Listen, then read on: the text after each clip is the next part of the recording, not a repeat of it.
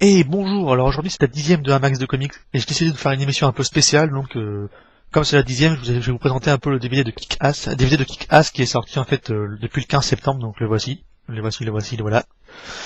Donc alors bien sûr on retrouve la même mouture qu'au cinéma au niveau de la bande du film, pas de director's cut ni de scène retouchée. De toute façon le film se suffit à lui-même, donc si vous n'avez pas encore vu le film, je vous conseille d'abord de lire la bande dessinée, donc qui est paru chez Panini Comics en 2 tomes. Donc ça coûte à peu près 11 € le tome, donc faites-vous plaisir, c'est pas cher, quoi. Donc pour une BD excellente comme ça, allez-y. Alors moi personnellement, je n'ai pas lu la BD, mais j'ai été directement voir le film d'abord. Donc mais de ce que j'en ai pu en voir, le film reste très fidèle aux comics, hein, en reprenant les scènes principales de l'intrigue. Alors passons au DVD, alors on a une pochette cartonnée. Donc comme vous voyez, je vais vous montrer, hop, voilà, une pochette cartonnée donc qui fait un peu penser à une sorte de version collector, mais en fait non, parce que c'est une version édition simple, hein, comme on peut voir ici. Voilà. Donc en ce qui concerne le Blu-ray, lui en fait il a une pochette différente. En fait on voit Kick-Ass, Hit Girl, Big Daddy et Red Mist, qui sont en fait une pochette sous forme d'hologramme un peu, voilà. Donc c'est un peu plus cher, je pense pas qu'on retrouve différents bonus dedans, donc voilà. Donc celui-là en fait en bonus on retrouve le commentaire autour du réalisateur, une galerie de dessins et de photos, les bandes annonces de Kick-Ass, et aussi en fait un peu une comparaison entre le comic book et l'original du film. Voilà. Donc sinon, donc oui, alors voilà, moi je vais vous présenter l'édition simple, donc la voici, la voilà. Donc personnellement le film j'ai adoré, il y a plein de références aussi bien aux super-héros qu'à l'adolescence, ou même aux films de super-héros, voilà, un peu comme Wolverine, Spider-Man. Donc en gros, pour résumer, ça parle de quoi? Eh bien, c'est de l'histoire d'un ado, Dave Liszewski, un peu dans le cas de Peter Parker à ses débuts, donc il ne plaît aucune fille, il n'est pas non plus de très beau, ni très drôle, mais au moins, il lit des comics. Donc voilà, on se retrouve un peu dedans. Hein.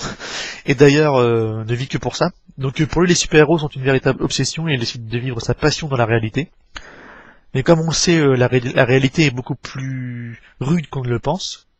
Donc pour moi ce film est un vrai chef-d'œuvre. Hein. Alors bien sûr on peut le reprocher les temps morts et la naïveté de certains personnages, donc mais beaucoup aussi l'ont comparé à un Super Hero Movie, mais à côté Super Hero Movie c'est vraiment de la crotte quoi. Kick-Ass à l'image des Watchmen sans les égaler revisite le mythe du super-héros. Ici on a un super-héros drôle et qui s'en prend plein la gueule pour y arriver.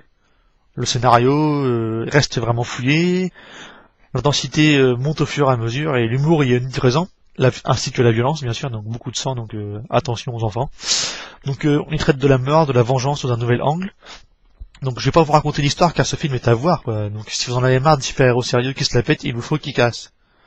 Et si vous n'avez pas assez de Kick-Ass, je vous conseille un autre DVD, donc je regarde la date, il est paru en 2004, donc ça commence à être un peu vieux. Donc il s'agit de Mystery Man que vous pouvez avoir pour une bouchée de pain maintenant, même pas 5 € quoi je pense. Voilà, ça coûte rien. Donc ça raconte en gros l'histoire de super-héros qui ont des pouvoirs certes, mais inutiles. Donc aucune violence comme dans Kick-Ass, mais un véritable humour décapant, servi par l'humour de Ben Stiller qui a fait pas mal de films comiques américains. Donc pour vous en parler vite fait, donc c'est l'histoire de héros ratés qui cherchent à monter une équipe pour lutter contre le docteur Casanova. Donc Ben Stiller lui c'est Monsieur Méchant. Donc Monsieur Méchant qui est censé devenir indestructible quand il s'énerve, mais ça ne marche pas en fait. On a aussi le Sphinx qui ne parle que par énigme mais qui rend souvent le dialogue incompréhensible. Quoi d'autre? On a... d'ailleurs ils sont sur la photo donc je vais vous les présenter. Donc là, Monsieur Méchant en bas, le Sphinx qui est tout en haut, voilà. On a aussi le personnage Black, là c'est l'homme invisible, qui en fait devient invisible quand personne le regarde. Donc voilà. On a aussi le fakir vert, voilà, qui n'a rien de vert dans son costume, et qui en fait utilise comme vous pouvez le voir ici, des fourchettes. Donc c'est le roi du lancer de fourchette.